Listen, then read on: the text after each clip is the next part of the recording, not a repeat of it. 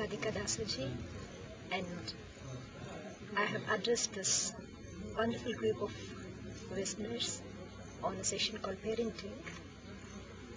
In Indian language, we call it as Srishti.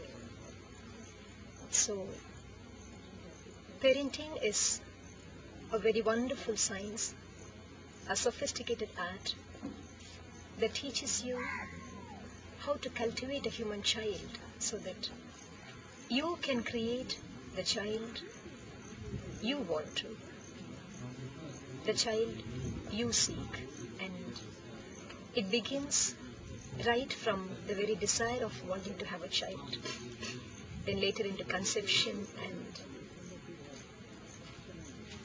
the baby in the mother's womb, and then how the birth happens and what happens. In the course, we will definitely be teaching various mantras and certain rituals, certain practices, and the right environment which will help this pregnant woman to bring about a very wonderful higher consciousness down to this planet. In every possible way, the participants, both men and women in the retreat, are going to gain immense knowledge and wisdom in creating a wonderful human being. So, until 6, you treat the child as a king. Until 12, right from 6 until 12, you treat the child like a prince. And from 12 onwards, understand he is your good friend.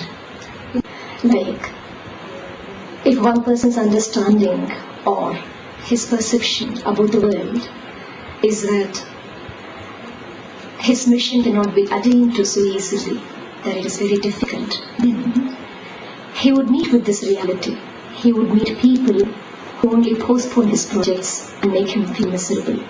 Whereas, if his understanding about life and if his perception is that he is going to be a very successful human being, wherever he is, he is going to be happy, then he would meet wonderful people who, the moment they get in touch with him, they put all things in place and he can keep going successfully. Hence, cultivating this human child is an art that has been mastered. It requires knowledge, forbearance, love and compassion. Mere responsibility will make it insufficient. And lack of parenting, lack of knowledge on parenting is precisely the reason for miserable and conflicting human beings who are creating pain for themselves and pain for others. The urgency and the need to learn, understand this art of parenting so that we can have a world where peace and harmony exists.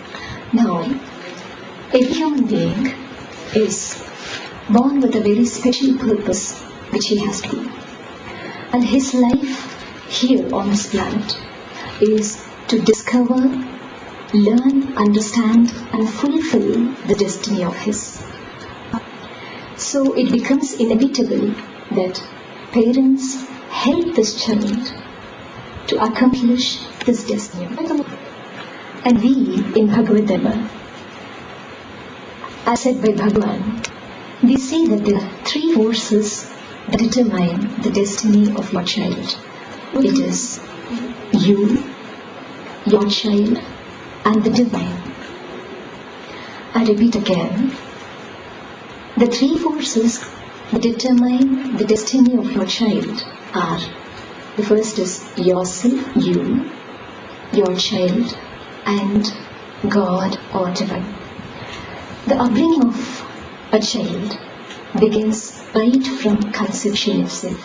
The status of a woman and a man, even before they decide to have a child, and the desire with which they conceive the child, all this play a very, very important role in molding the destiny of a small baby who is going to be born today.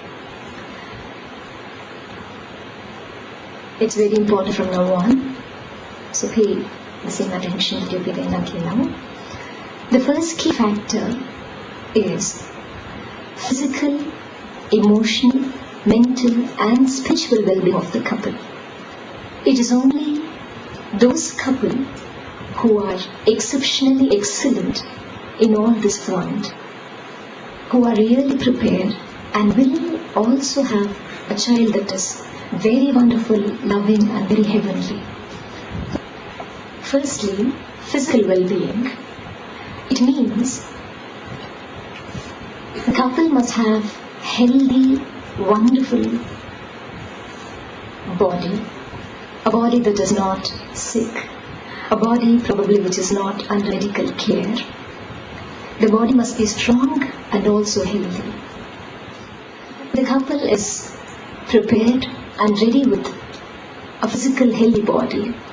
Secondly, emotionally also, they should be people who are already much happier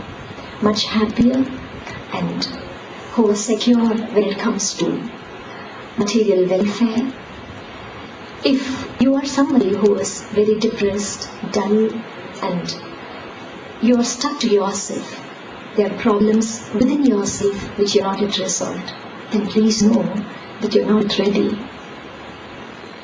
And for those who feel that emotionally they are not yet happy and they are not yet feeling secure in the various relationships, when you talk to a few of your relatives or your friends, you feel that there are some earlier memories which is bringing in pain within your heart, then it is advised that you go through an emotional cleansing process.